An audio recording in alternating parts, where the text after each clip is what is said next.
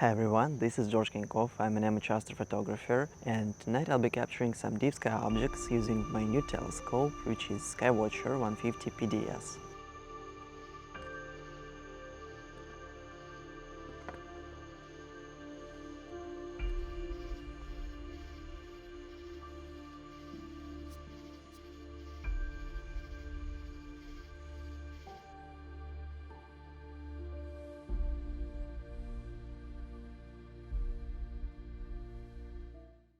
So the new telescope is 6-inch Newton reflector with a 750mm focal length and f-ratio on this telescope f5, which is good for deep sky astrophotography. And that was one of the main reasons I decided to get a bigger telescope. So as a reminder, before I used a small Skywatcher 80D refractor, and with the focal reducer it had 510mm focal length, which also was good. With this one I have a 750mm focal length, and of course with a bigger aperture I can reveal more details on the image. And as you can see, this telescope looks different from the one I had before. So the one I had before was a refractor telescope and it used lenses in order to build an image. This one doesn't have any lens, but this one uses mirrors in order to build an image. And one of the main differences between a reflector and a refractor telescope is with a reflector telescope you need to do collimation, which basically means aligning the main mirror and the secondary mirror on the one optical axis. And ideally this action you gotta do every night when you set up the telescope. For beginners this process might be challenging, but once you get used to it, it doesn't take a lot of time. Alright, so let's look at the setup a little closer. Alright, so that's the telescope itself, and as you can see it looks different from a refractor telescope. One of the noticeable difference that the camera is located on the front side of the telescope, and I use ZWO 2600 MC Pro. It is one-shot color dedicated astronomy camera, and I've used this one for more than 6 months already, and this camera works great. Next to the camera I got a filter drawer with the Optolong Ultra filter installed that I use to get rid of some light pollution that I have on the front yard. With the fast Newtonian telescopes you really want to use Coma correctors, and this one from the Baader, and Coma corrector basically allows you to get rid of coma, which is an optical aberration that appears on the edges where stars look like tails, not like regular stars.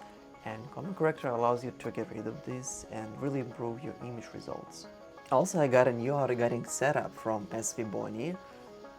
This is mini guide scope SV165 and a camera SV305.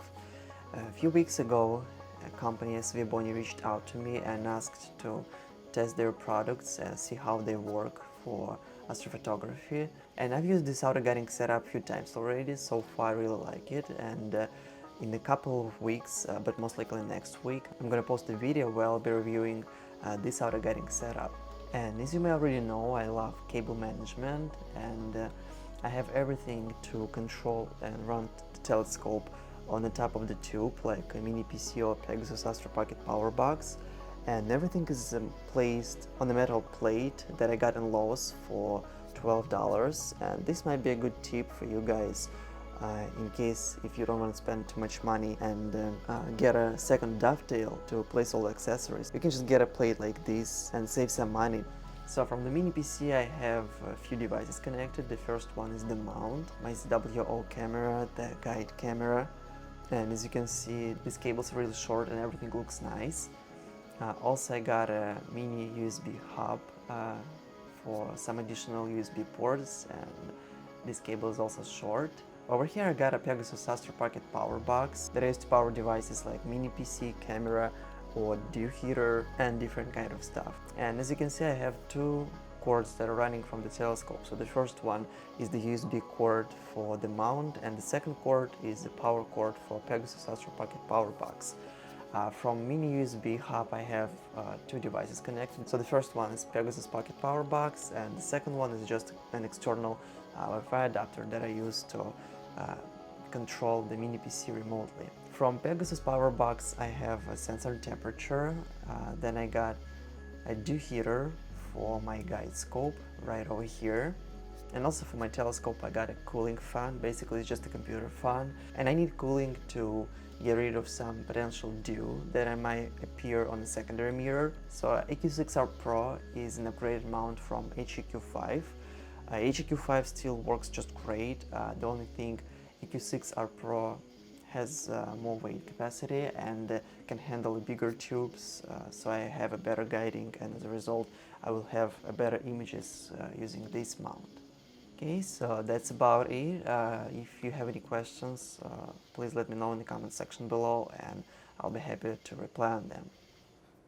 Hello again, it's Future Me, and guess what? All the following clips that I was filming for this video, they were recorded without the sound. Unfortunately, the battery in my microphone died and I didn't notice this, so I lost like maybe at least the half of this video. And when I saw it the first time, I was like, what the I was really surprised seeing this, but that's the thing on YouTube, sometimes things happen and you gotta deal with it. But I think I was able to share with you the most important part, which was showing you the new telescope and the way how I connected everything. So let's talk about the target that I was shooting. I decided to go for Cygnus Wall in the constellation Cygnus. It's basically the smaller part of a bigger structure called NGC 7000 that is also known as the North American Nebula.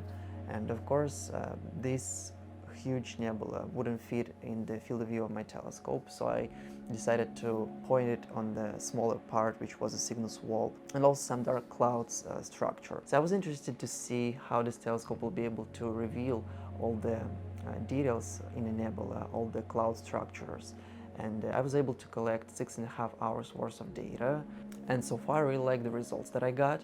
So that was it for tonight, or I should say a day probably, since it's the daytime. So thank you so much for joining me on this night of observation. If you like this video, please hit the like button and please consider subscribing to my channel. It is always appreciated. At the end of the video I have a final picture of the Cygnus Wall. I hope to see you in the future videos, and until then, clear skies.